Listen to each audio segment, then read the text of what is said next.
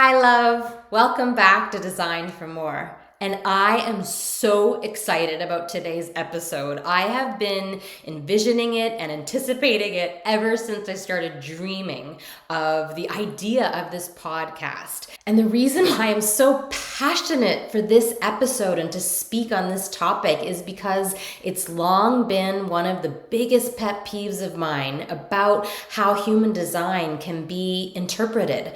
I have often found that the strategy for projectors is so often narrowly and very literally interpreted, which makes it quite disempowering, actually. Whereas the reason why I love human design so much is because my relationship with it and the way that I like to spread it in this world through my enveloping aura is that I find it to be completely not something that stagnates you or disempowers you or puts you in a box. I find it to be super empowering and ultra practical. And so together I invite us to maybe expand our perspective here and offer a broader view and more empowering view about how waiting for the invitation, which is the strategy, the projector, can actually be applied in your life and what you need one for and why, but perhaps more importantly, what you don't need one for and how you can create a field of recognition to magnetize not only invitations, but the right invitations to you. So let's do it. But actually, before we dive in, maybe you've arrived here and you've never even heard about human design before, and you have no idea what I'm talking about in terms of what a strategy in human design is, which is very different from the way you might think about a strategy if we think about it in a business context, for example. And maybe you have no actual preconceived notion about what waiting for the invitation means or what I'm even talking about. So let's ground for a minute. In human design, each of the 5 energy types has what's called a strategy. And in human design, your strategy is the way your energy is designed to engage with the world. It's how you move through life with less resistance and more flow. And isn't that what we are all looking for? For generators like me, the strategy is to respond. For manifestors, it's to inform, and for reflectors, it's to wait a lunar cycle. For projectors, who this episode is dedicated for, but also for anyone who loves or lives with or leads a projector, this is the group I want to pour into today. Your strategy is to wait for the invitation. But let's acknowledge how that usually lands the first time you hear it. For me, I would think, wait for the invitation, excuse me? Am I supposed to just sit here twiddling my thumbs until someone knocks on the door and says, hey, I see your brilliance, please guide me? Heck no, that is not what it means. But to really understand it, we have to talk about the mechanics of your aura. So let's go there next. Projectors have a focused and penetrating aura. When your energy lands on someone, they feel it. They also feel seen, often more deeply than they see themselves, because you, projector, notice the details, the dynamics, the things that are off and the way things could flow better. It's like a spotlight that pierces straight through the surface. And that spotlight is a gift. When it's invited, when someone is open and ready to receive you, it feels like clarity, like magic, like relief. But when it's not invited, when the other person isn't ready or didn't ask, it can really feel invasive to them. Or maybe even overpowering, like being pierced by a light that you never consented to. And I know because I've experienced this myself. I'm a generator and have had projectors in my life who gave me advice without invitation, and it felt penetrative in a way that I didn't like. And the advice wasn't necessarily wrong. Often it was actually really smart. But the way it landed without me asking made my whole body put up a wall, and I got very defensive. And over time, after it happened repeatedly, I pulled away from the relationship. And yet, with that same person, when I did invite her in, for example, when I asked her to do energy work on me, it was one of the most magical healing experiences of my life. I felt safe and seen, and things definitely shifted. So the difference between being invited and not invited was night and day for me. And that's the point. So let's get practical now. What does it mean actually to wait for an invitation? What do you wait for? And perhaps more importantly, what do you not wait for? And let's start with that one because it gets missed so often. There's a lot you don't need to wait for.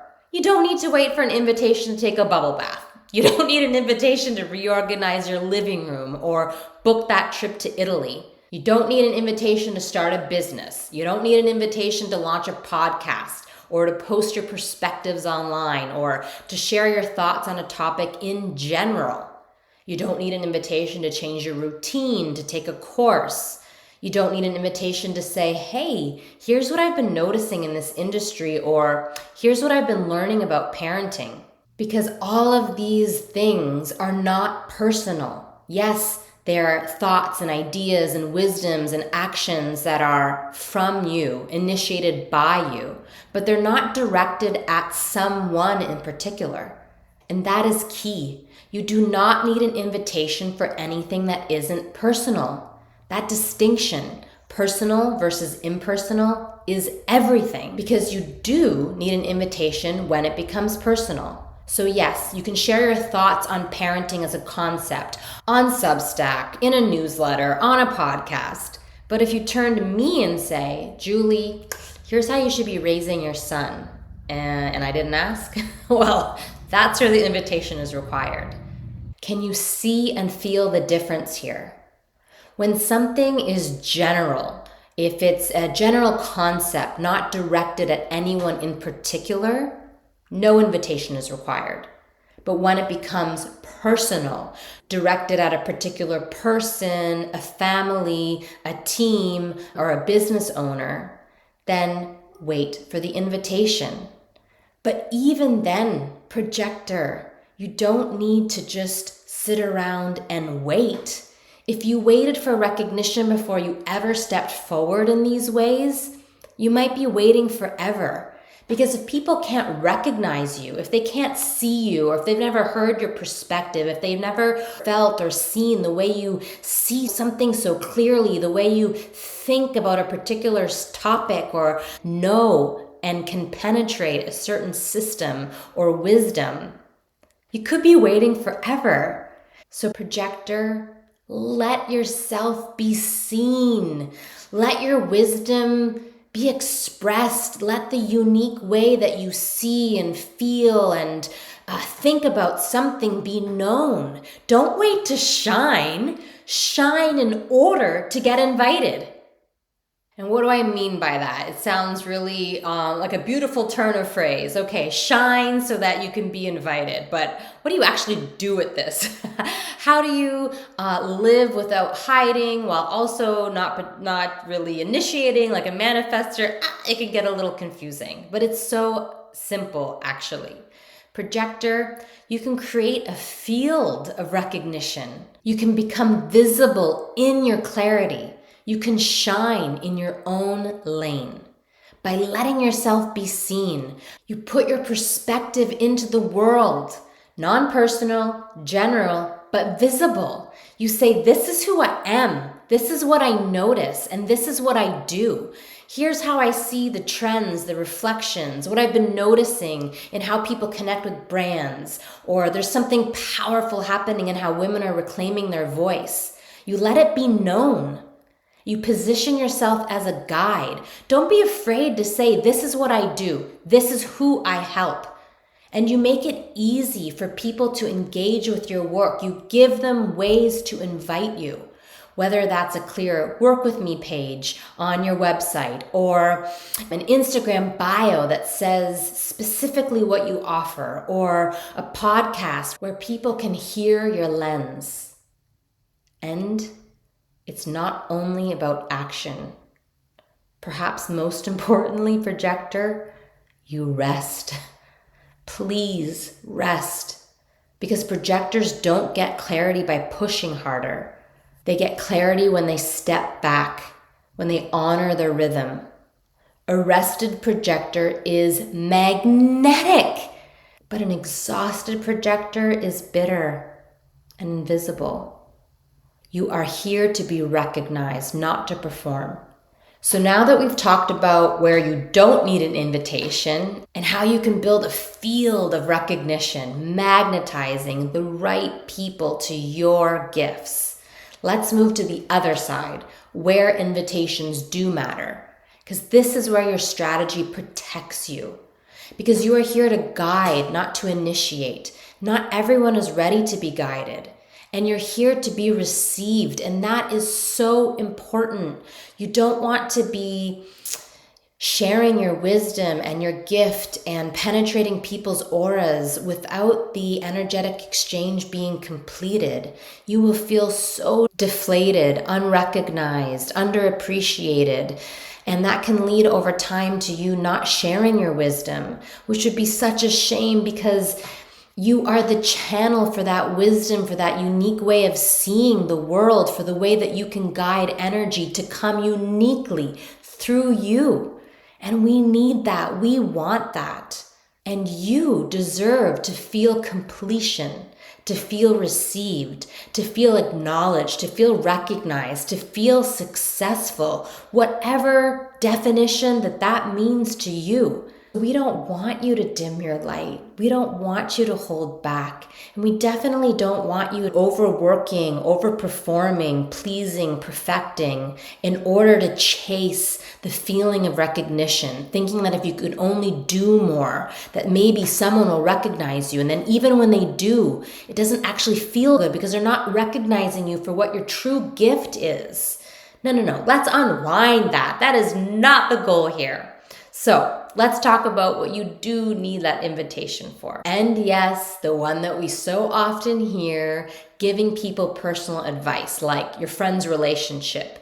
Yep, that needs an invitation, but it's so much bigger than that. So let's look at a few different areas across life and how that can be expressed. Let's start in business.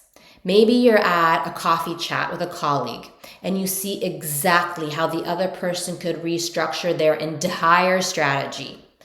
Don't launch into a 20-minute download unless they ask for your perspective. Or maybe you notice a colleague's website isn't landing. You don't jump in with, let me rewrite that for you, unless they've asked. Or in leadership, if you're on a team and you feel ready to take the reins, don't just declare yourself captain. You wait for the invitation. But remember, you can shine in order to create the field of recognition for that invitation. The same goes for mentorship. If you want to step into guiding someone one-on-one, they need to want you in that role. So share how you see something more broadly and generally so that they can align to the way in which you see things and then invite you to turn your gaze and your penetrating aura on them. Or let's move to relationships. If you've decided internally that it's time to define a relationship or to move it forward in a new way, that's an invitation moment. Or giving feedback on your partner's personal habits or growth. Unless they've asked, you should probably wait. Or stepping in to fix family dynamics if no one's asked, invitation definitely required. Or more examples in family life, like telling your sister how she should parent her kids. That is definitely invitation territory, and probably for all of us. Or telling your parents how they should handle their health or finances. Invitation. Even giving advice to your teenager's best friend. Invitation. Let's even look at community spaces. Maybe you're in a circle and you can feel the direction is off. You don't automatically take over the facilitation unless they ask. Or you see someone post on Instagram and you want to send them a long voice note about what you see in their energy. Pause and ask yourself if there was really an invitation. Even trying to mediate conflict between two friends when no one asked you. That's an invitation too. Because in all of these situations, your aura is too focused, too penetrating to just insert yourself. Without invitation, it's overwhelming. But with the invitation, it's magic. And I want to bring in a story here because it makes it real. I had a projector client. She had built this incredible high-profile career in the corporate world. She was respected, she was amazing at what she did, and she was known. She had the title, she had the salary, but she decided to leave it all to start her own consultancy. And she was brilliant. So she walked into every room, she looked at a company, at a brand, and she saw immediately wasn't working. So she did what she thought she was supposed to do. She networked. She reached out to her old contacts. She told people what she saw in their companies, in their brand, in their storytelling, and she offered her insights and recommendations directly. And they were golden. But time after time, people didn't get it. In fact, they were defensive. They brushed her off. Some of them wanted to work with her, but it was to use her for her contacts, to get sales, like to get introductions for a sales funnel, but not for her brilliance. And she was crushed. More than that, she was exhausted from all the networking, from putting herself out there and feeling unseen. And she started to wonder if maybe she wasn't that good after all, or maybe she didn't have what it took to work outside the corporate structure. She felt bitter, deflated, invisible, and scared. But here's what was really happening. She was pouring her penetrating aura into people who hadn't invited her in. And no matter how valuable her insights were, they weren't landing. So when she understood this, everything shifted. Instead of pitching blindly without an invitation, she created spaces where people could invite her, like a free discovery call or a short, affordable package of recommendations. She began speaking as a keynote speaker at industry events where people could hear her unique perspective. She positioned herself so people could recognize her from a distance and say, "Yes, I love the way you see this. I want your insight over here." And that difference was night and day. She went from being drained to energized, from feeling bitter to feeling successful, and from feeling invisible to being magnetic. And that's what happens when a projector waits for the invitation when it's relevant. And the invitation, I want to emphasize that it's not a punishment. It isn't the universe holding you back. It's protection. It's keeping you in alignment. It's what ensures that your gifts land where they're wanted and where they can actually be received, where you can be received. Because when someone invites you, what they're really saying is, "I see you. I value you. I am open to what you see." And when that happens, you don't have to push to be understood. You don't have to convince everyone because your aura has already done the work. You can relax into your role as guide, and that's why it feels so good, because you're designed to be received. And when someone recognizes you, when they invite you, it clicks, it completes the circuit. Your strategy protects you so that your gifts can be received in full. If anyone here has been hiding, waiting, second-guessing yourself, wondering what you should do, please let this be your nudge. You're allowed to show up now. Let yourself be seen so that the right people can invite you in. Don't push, don't prove. You don't have to be louder or faster or more. You're a projector.